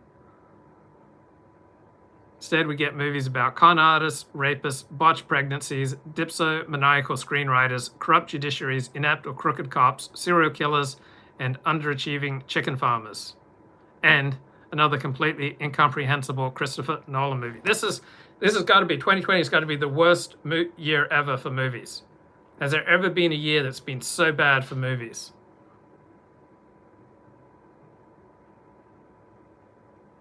So the only film, Joe Queenan says, that did not want to make me slip my wrist was Borat subsequent movie film. I haven't said much about the Matt Gaetz story because I haven't had any profound insights. Now you may say, well, 40, that doesn't stop you before. First on my inner consciousness, he wrote, that control of the sea was an historic factor which had never been systematically appreciated and expounded. His mind took hold of the idea and did not let go, and soon afterward he began to write. The press of time required that he complete his Naval War College lectures in time for the fall of 1886, and the trial of putting his ideas into words forced him to clarify his essential thesis. As the pages flew, he recalled, "Every faculty I possessed was alive and jumping." The lectures were committed to paper by... And Elliot sends an interesting link to a tweet by Michael Levitt. He's a Stanford professor of biophysics and a Nobel laureate in chemistry. And he notes it's clear that COVID-19 displaces influenza due to viral competition for a limited pool of susceptible people. Has nothing to do with masks or hygiene, as evidenced by winter flu in East Asia. Okay, that's Michael Levitt. Interesting. September of 1886, and subsequently published by Little Brown under the famously stilted title, The Influence of Sea Power Upon History. The timing was propitious. Industrialization and technological change had prompted many nations to begin overhauling their fleets. National rivalries and imperial ambitions, especially among the great powers of Europe, threatened to provoke the mother of all naval arms races. The world was grasping toward a better understanding of sea power. What was it? What was its value? How was it attained? How should it be used? Mahan was not the first to ask those questions, but he framed them cogently and elegantly, and set out to answer them in a methodical way, with examples taken from the naval wars of the past. Above all, Mahan preached the importance of capital ships, or heavily armed battleships of the largest class. Frigates, cruisers, and destroyers might provide useful supporting roles, such as scouting or protecting convoys, but a nation lacking big ships armed with big guns could never be more than a second-rate naval power. Mahan was adamant that this fleet of battleships must act at all times as a single concentrated unit. To divide or disperse the fleet was the classic and recurring error of naval strategy. Again and again, throughout the pages of history, a united fleet had hunted down and destroyed the scattered elements of a divided fleet. To those, Mahan added a third precept, an emphasis on the offensive. The battle fleet should not be deployed as a kind of coast guard to be kept close to one's harbors. A navy's supreme purpose, he declared, must be to range across the oceans, relying upon secure overseas bases if necessary, to hunt down and destroy the enemy fleet. War, once declared, must be waged offensively, aggressively. The enemy must not be fended off, but smitten down. Okay, here's a news report, May 8, 2020. Number of COVID-19 deaths is based on actual reports, so actual death certificates. Flu deaths are estimates. Comparing COVID-19 with the flu isn't fair. So influenza and COVID-19 have things in common. They both cause respiratory distress. They both can be transmitted via contact and in droplets in the air. They can both kill. According to the CDC, this past flu season, meaning the winter of 2019 into 2020, saw between 24,000 to 62,000 deaths. Okay, very different way than the CDC talks about COVID. Okay, the flu season ran from October 2019 through early April 2020. Now, these virus deaths are calculated very differently. So the number of influenza-caused deaths, meaning flu-caused deaths, is an estimate. So the CDC determines these estimates through a complicated algorithm that takes into account, people who die of influenza, and who's hospitalized, and how many deaths went underreported. So an actual death count for the flu does not exist, right?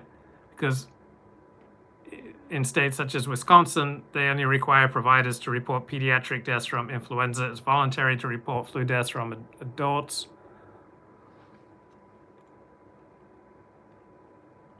So COVID-19 death counts are more accurate because of all the testing involved. Patients are tested when they're hospitalized, and so there's laboratory confirmation of COVID-19 deaths.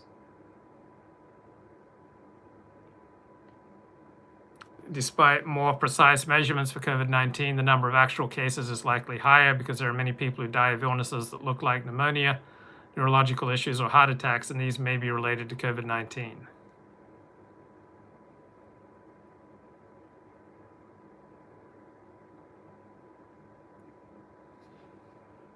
So during the 2009-2010 influenza season, 8% of people who died either had influenza or pneumonia.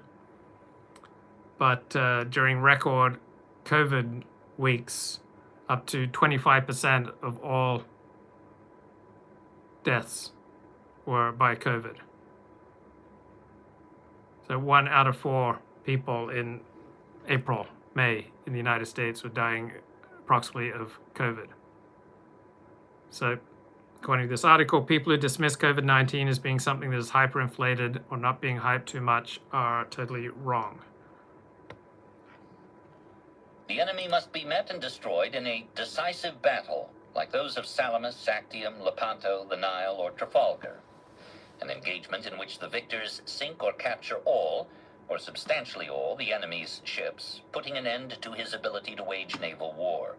Big ships with big guns concentrated into a single undivided battle fleet and infused with an overriding purpose to wipe the enemy off the face of the sea. That was Mahan's formula for sea power. Recognition came quickly and globally.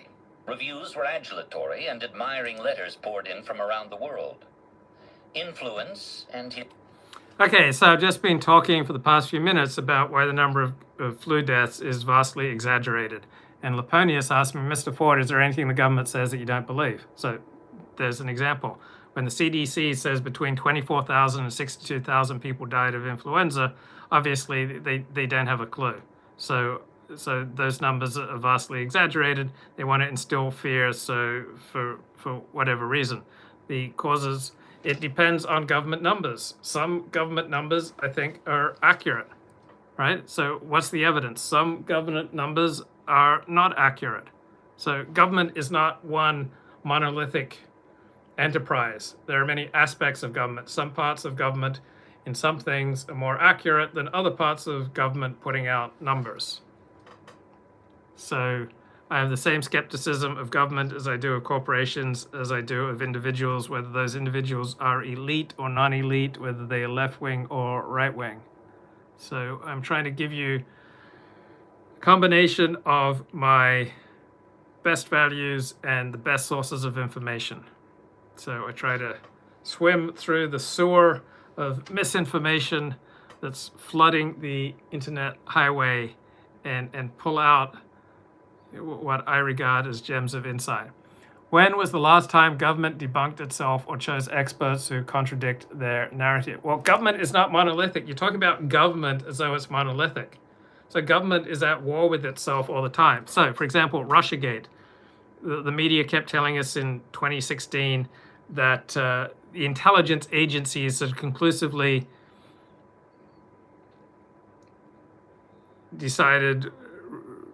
reached a consensus that Russia tried to hack the election and was trying to cooperate with the Trump campaign. Turned out it was just a handful of people who, when that came out, I said, this isn't like intelligence agencies deciding this about Russia. This is just a handful of individuals who have power who decide to do things. So obviously, all these claims about Russia hacking the 2016 elections were vastly exaggerated. And so initially we were fed that all the intelligence agencies in the United States governments had reached this consensus conclusion, but that was absolutely nonsense. James Clapper, I believe, chose a few handpicked people who would follow his narrative. So it wasn't that we had a consensus among all US government intelligence agencies about the Russian role in the 2016 election. Rather, we had James Clapper who chose a few people who would go along with what he wanted to say. Yeah, Luke Ford is peak Snopes, only giving you the straight facts and logic. Luke Ford has never been wrong on any single topic because he reads the New York Times. Joe Biden is the most popular president ever. YouTube has to delete the likes. COVID is totally real. Dr. Burke said most deaths are presumptive COVID. Luke Ford bang tens.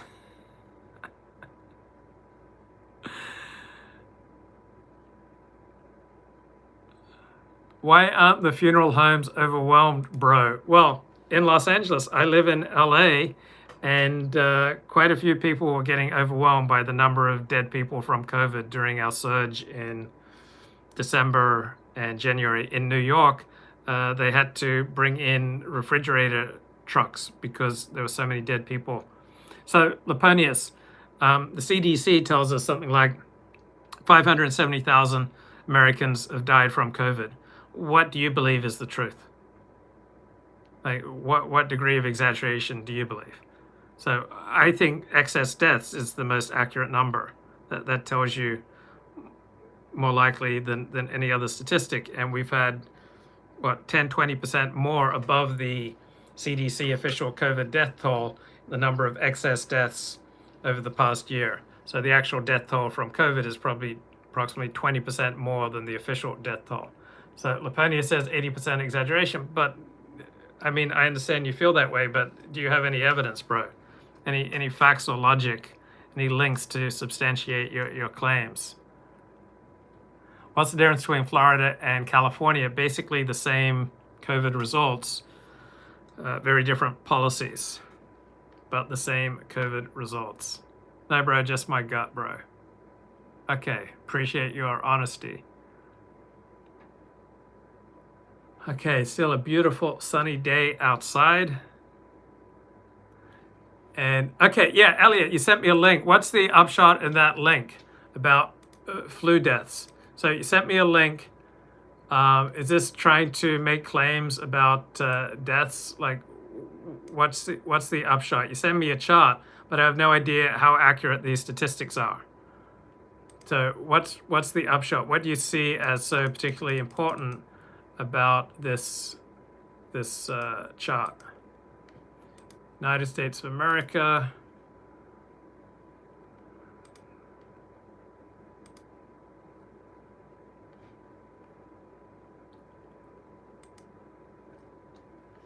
Okay, I don't see what's so important about this chart. It's hard for me to assess information and comment on it and try to figure out complicated charts at the same time. Why are there no flu cases reported for over a year? You can Google it, but people who were getting the flu and suffering from the flu and getting hospitalized by the flu are now getting hospitalized by COVID. Share the data. I don't understand the data. I don't know the source for this data. I don't know how accurate it is. I don't understand it. I just see a whole bunch of data. So share the link. You have the ability to share links in the chat. So it only makes sense that the people who would normally get quite sick from influenza and pneumonia and the flu are getting sick from COVID. Okay, so it's a chart from the CDC. So post the link to it. Is anyone wondering why there are fewer flu deaths when we have more COVID deaths?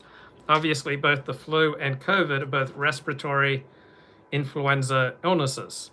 You've got this year an influenza illness that is 5, 6, 7, 8, 10 times more lethal than the average influenza. So people who used to suffer from the flu, suffer from regular forms of influenza, are instead suffering from COVID this time around. COVID appears to spread via aerosols primarily, says Alex. Yes. Influenza is spread via droplets primarily, so masks are very effective at limiting influenza transmission. Yeah, particularly inside. Like, it seems silly to wear masks outside.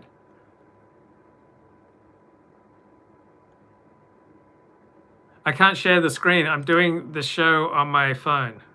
I can't share the screen from my phone.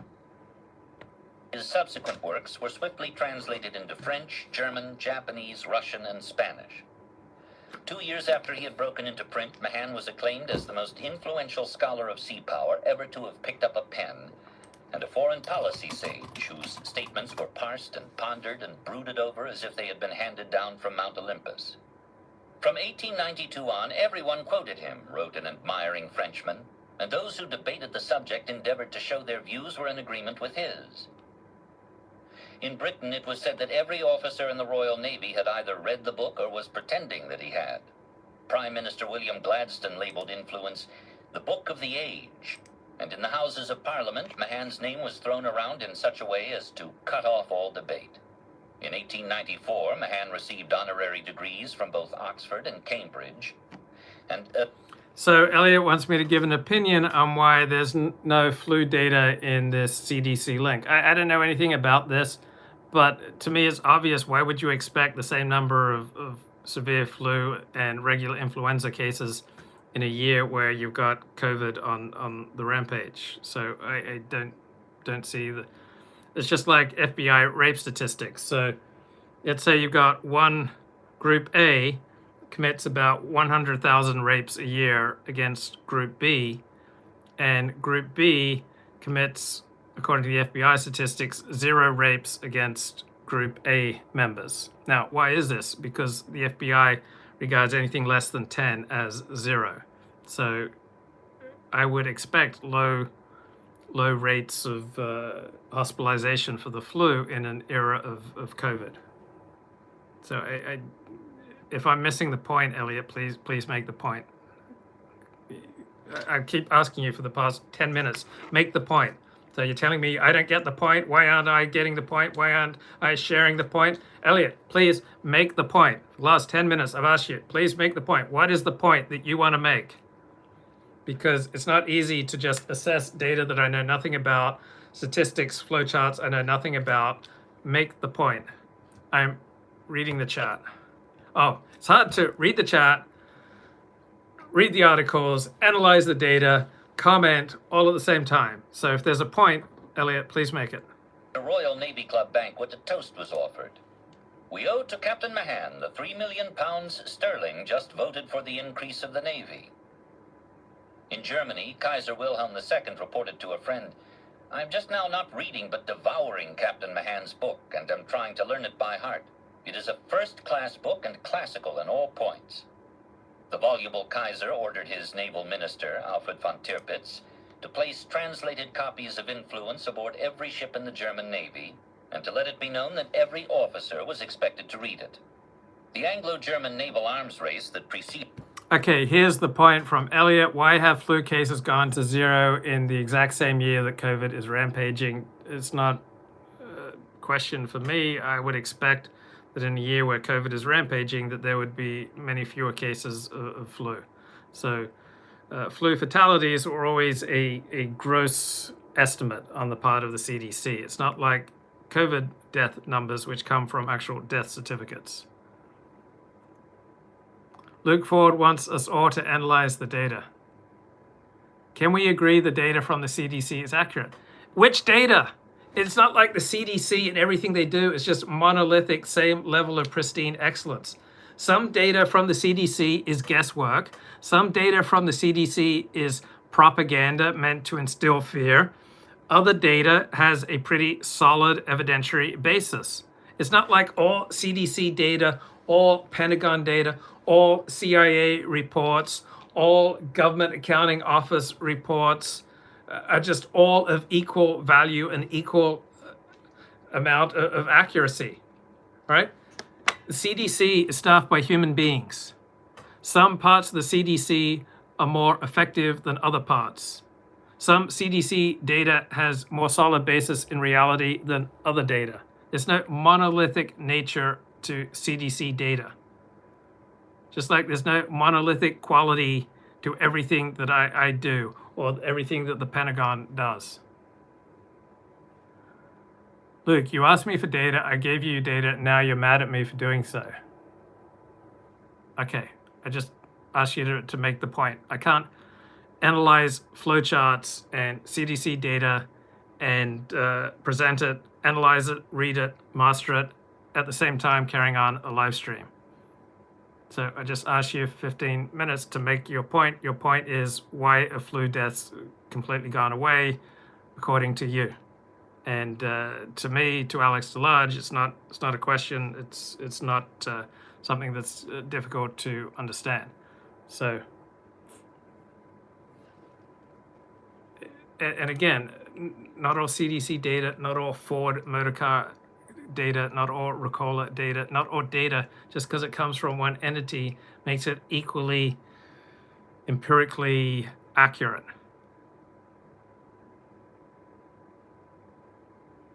So Elliot says, year after year, there are thousands of flu cases per day, and yet for the last year, there are 0? I don't know anything about it. So I'm not going to proclaim answers on something I know nothing about. And by some lights provoked, the First World War unfolded under the deep influence of Mahan. But in no nation did Mahan's writings make so deep and lasting an impression as in Japan.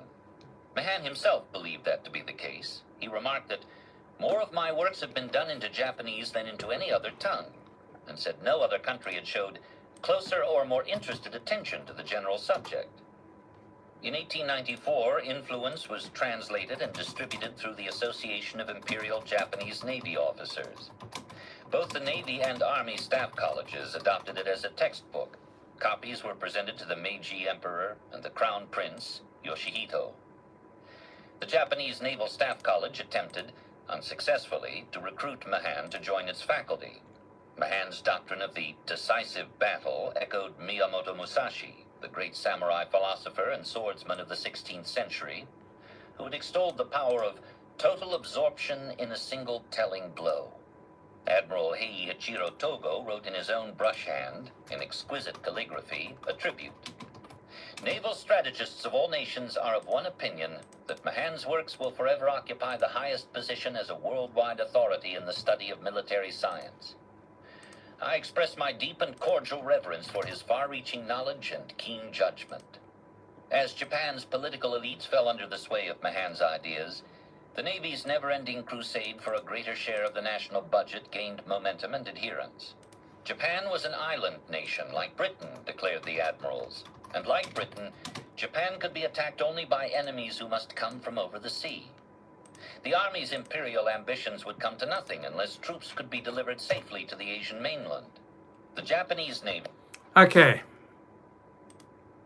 Fact check. The CDC has not stopped reporting flu deaths, and this season's numbers are typical. Okay, this is a report from the USA Today, May 1, 2020. Claim, the CDC has stopped reporting flu deaths because they are so low. So on April 28, conservative commentator, political activist Candace Owens accused the CDC of misreporting flu deaths. According to CDC reports, 2020 is working out to be the lowest flu death season of the decade. It's a miracle.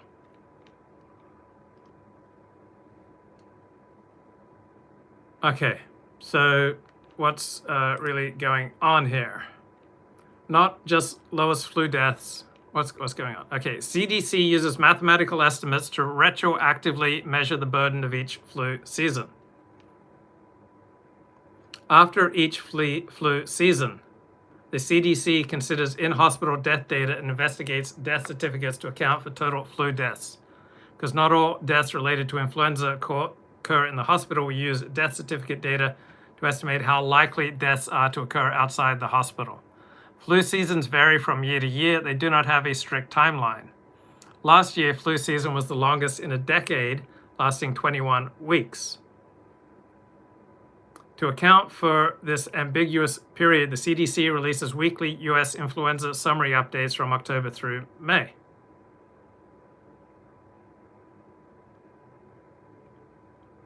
CDC continues to report flu deaths.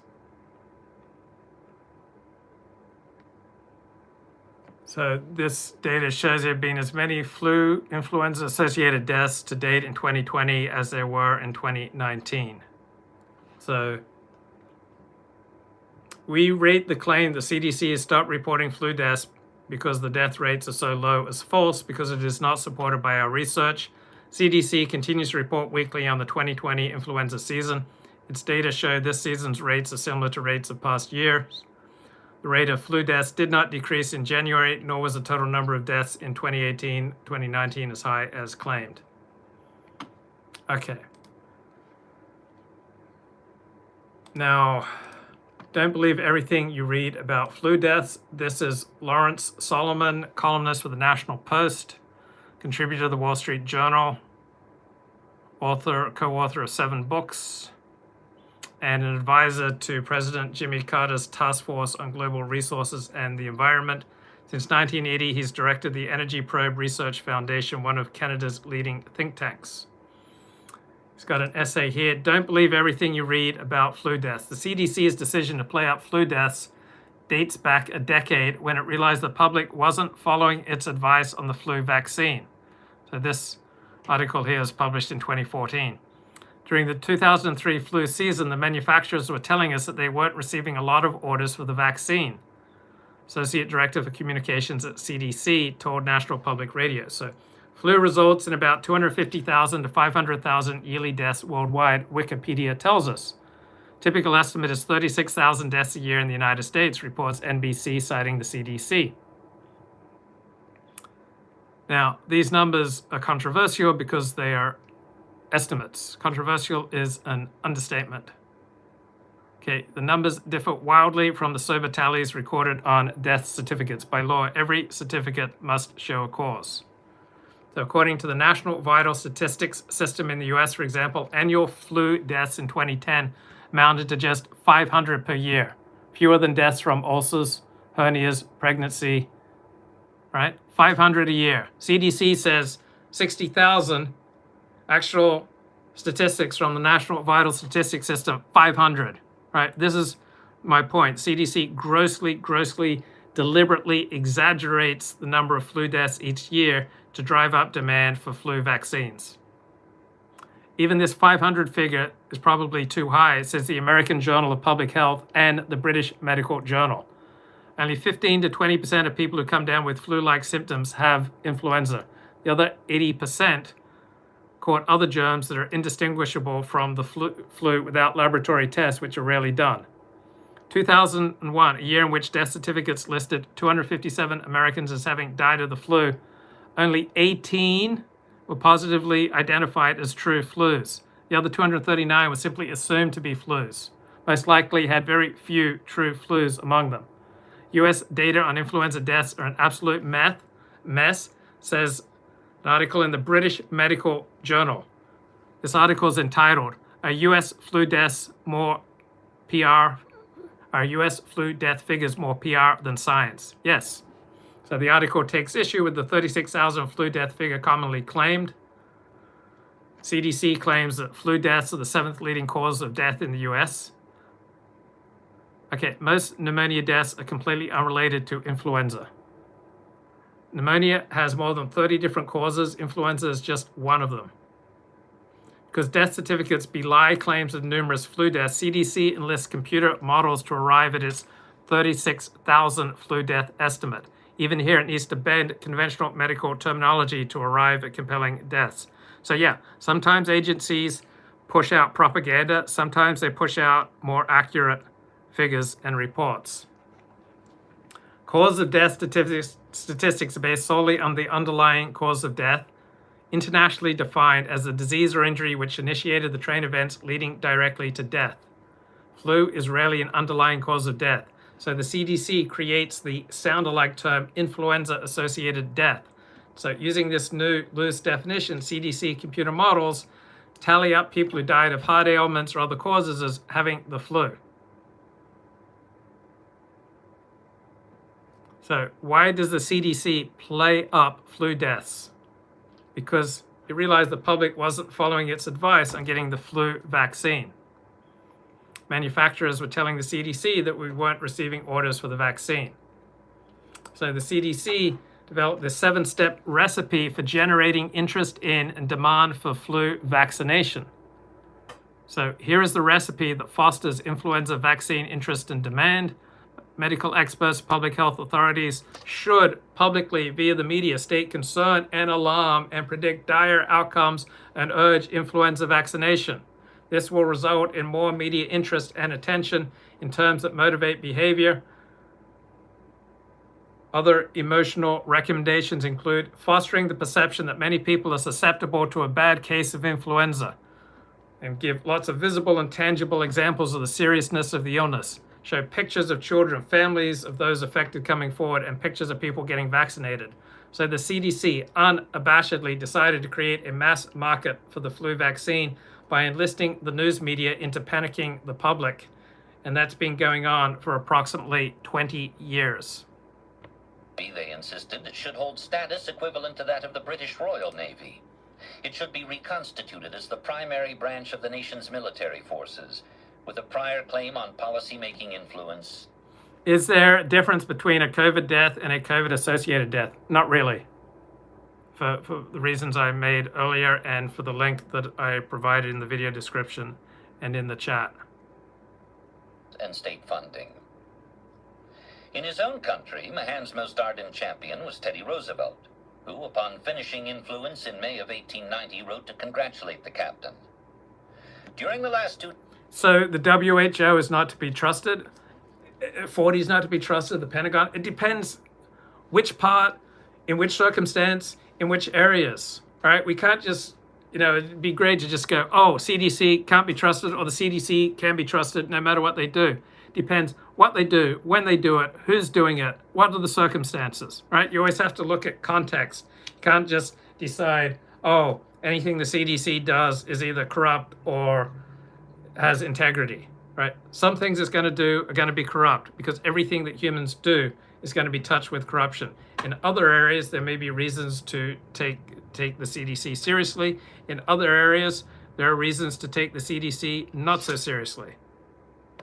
Days I have spent half my time, busy as I am, in reading your book, and that I found it interesting is shown by the fact that, having taken it up, I have gone straight through. Why is there no objective data that we can all objectively evaluate with confidence? Because everything that human beings do is flawed. So you have to look at, which data, who compiled it, what are the circumstances, what are the incentives, right? Life isn't just laid out. So, here, this agency, these figures are just always going to be empirically wonderful that we can all trust, right?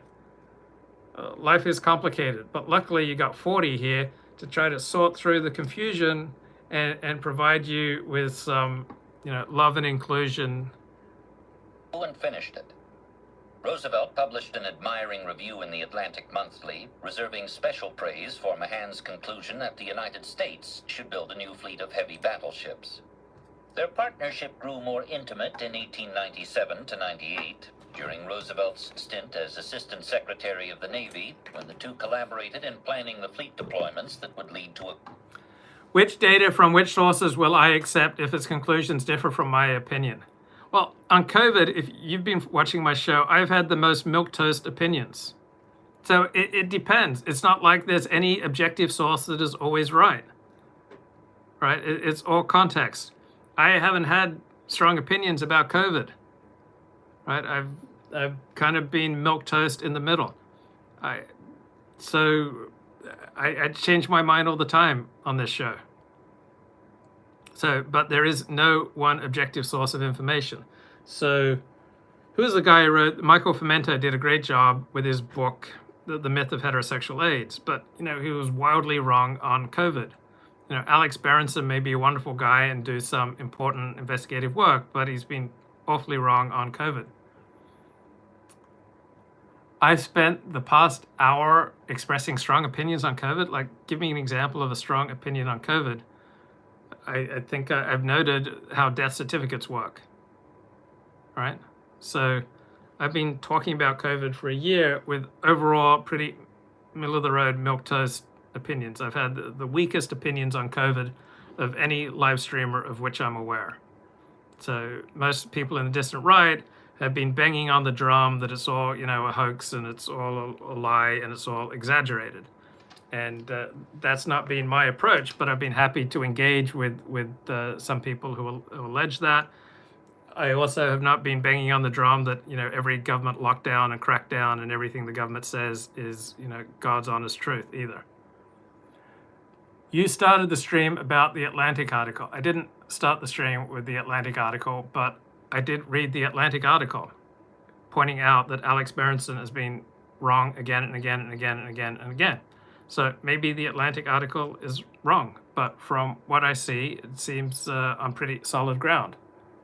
So I shared that. I have shared hundreds of different perspectives on COVID, but I have not fit into either camp. I've not fit into the COVID denier camp, which seems to dominate distant right streaming, and I've not fit into the mainstream media camp, where Governor Cuomo is the model and we need to lock down and everybody needs to wear a mask even when they walk down the street. I've consistently been in the middle with a pretty humble stance on COVID. I just don't really know that much. What is my opinion of COVID? I accept excess death rates as the most accurate statistical analysis of the effects of COVID. So seems right now that COVID has killed about 600,000 or so Americans over the past 13 months. So to me, that seems fairly serious, but I agree with you. I want a cost-benefit analysis on the various approaches to limiting the spread of COVID.